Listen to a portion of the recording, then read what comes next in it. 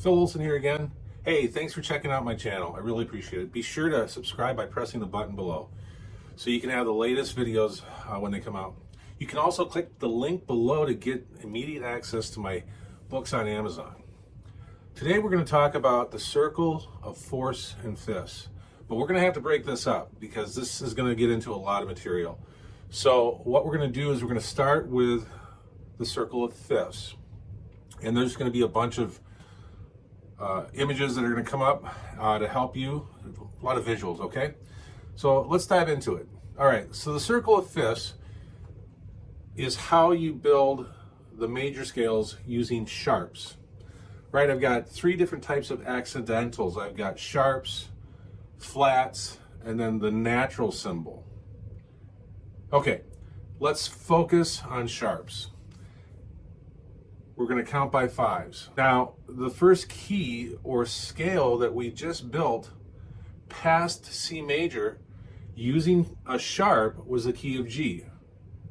If you haven't seen that video, go back and watch that before you watch this. So we used F sharp in the key of G to build a pattern to match the original C major whole and half step sequence.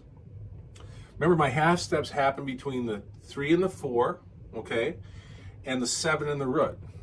Everything else is a whole step. So root to 2, 2 to 3, those are whole steps. 3 to 4 is half. 3 to 4, right next door. Then 4 to 5, 5 to 6, 6 to 7, those are all whole steps. And then 7 to the root is another half step. And when we built the key of G, we had to sharp the F in order for it to match that pattern of the original C major. But how did we get to the key of G to know that that was the next key? Well, let's count this out. C, D, E, F, G. 5, okay? We're starting on the circle of fifths. Now, let's go to the next key. We're going to go from the key of G, and we're going to discover what the next key is that we're going to use and how to build that key. So I'm going to go G, A, B, C, D. Again, I counted 5 letters, and the key of D is the next key that we're going to deal with. So how do we know what to add in the key of D? Well, we could do what we did with the key of G and add that. If we do that, we're doing the same thing that we did in the key of D that we did in the key of G. We're just fixing the whole and half step pattern. But I'm going to skip right to the chase and talk about this. How do you know what the next sharp is? Well, what was the first sharp? It was the F sharp. Well, let's count from F and see where we end up. Ready? Here we go. We're going to count by fives. F, G, A, B, C. C sharp is my next sharp. And if you look at the key of D, you will see that there is an F sharp and a C sharp. What's the next note after the letter or the C sharp? The next note is D. That's a half step away, going up sharp to the next note, which is D. That's how you tell whatever key you're in when you're looking at sharps. You always go to the last sharp and then go up to the very next note. All right, we're in the key of D. So we want to go to the next key. And what do? We count 5 from D. D, E, F, G, A. 5 letters. I know the key of A is going to be the next key that we're going to build. How do we know what the next sharp is? Well, we go from the last sharp we just added, C. C, D, E, F, G. G sharp is the next sharp that will be put in the key of A. What comes right after G sharp? A. See how this works? It's all by fives. Now do you see why the number 5 gets the title of perfect? And this, to me, explains the circle of fifths so much easier than trying to memorize all of it. You have a couple tricks here. The trick is, how do I know what the next key is? I go from the last key, and I count 5 letters, and that tells me what the next key is.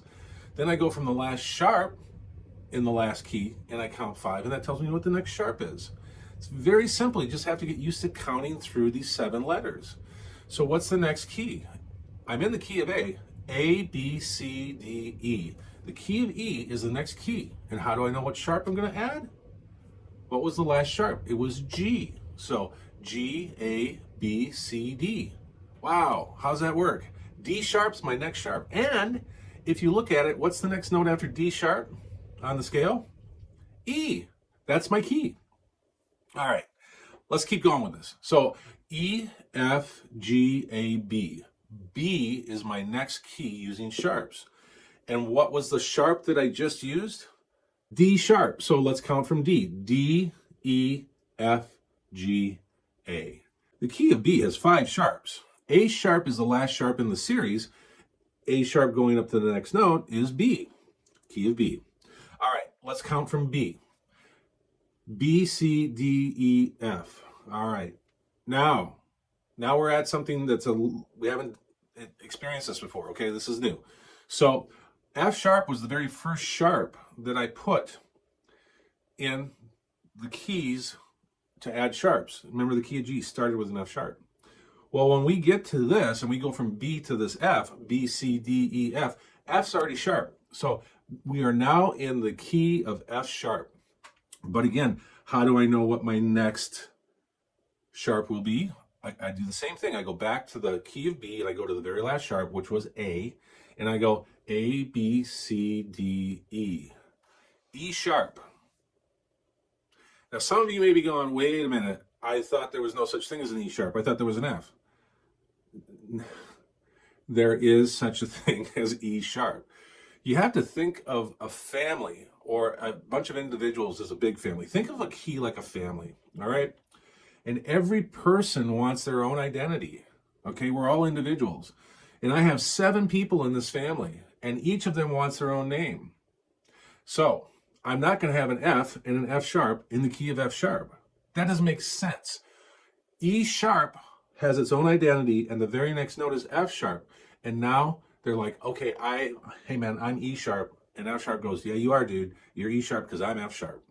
So the very next note after E sharp is F sharp, and that's the key. All right, we're doing one more key and we're done. So the last key, F sharp, I'm going to count from F, and what do I get to by 5s? F, G, A, B, C sharp.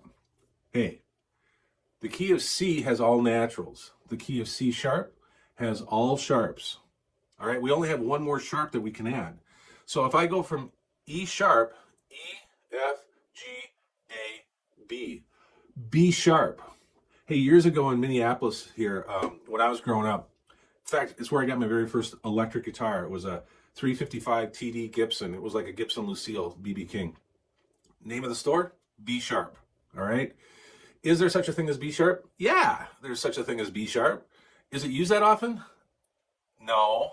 I mean, you probably see it in classical. You might see it, well, rarely in jazz because most jazz deals with flat keys. But I'm taking a brief tangent here. What I'm trying to tell you is that if you ever heard somebody say, hey, there's no such thing as an E sharp or a B sharp, when we're talking about music, yes, there is, because everything wants its own identity. What's in the key of C sharp? C sharp, D sharp, E sharp, F sharp, G sharp, A sharp, B sharp, and C sharp again. The key of C sharp has 7 sharps. All right? Makes sense? It doesn't need to be that complicated, you know? If you take this and go, okay, I'll accept that, right? It does help just to have that rationale, but how do you understand this? I think if you really look at this from the standpoint of each note wants its own identity, then yeah, there's going to be a B sharp. Yeah, there's going to be an E sharp. It just makes sense. Is it common? Well, depends on what kind of music you're playing, but I would have to say, nah. All right. So that wraps up understanding how the sharps are built, how the keys are built, and how we always counted by 5s, whether it was from the last key to find the next new key, or from the last sharp in that key to get to the next sharp that's going to be in the next key that we're looking at. It's always by 5s, all right? We'll do another one, and we'll do it with flats. So thanks for watching this, and you guys, hey, this is great. If you're looking at this, you're starting to learn how music is built. And once you get an insight on how music is built, it gives you so much more of a tool that you can use on your instrument. So, good on you, mate. Thanks for watching this video. Again, I'm Phil Olson. To purchase the Awesome Guitar Series, click on the link below. It'll take you to Amazon. You can see full descriptions of each one of the volumes. After you've made your purchase and you receive them, go home and practice.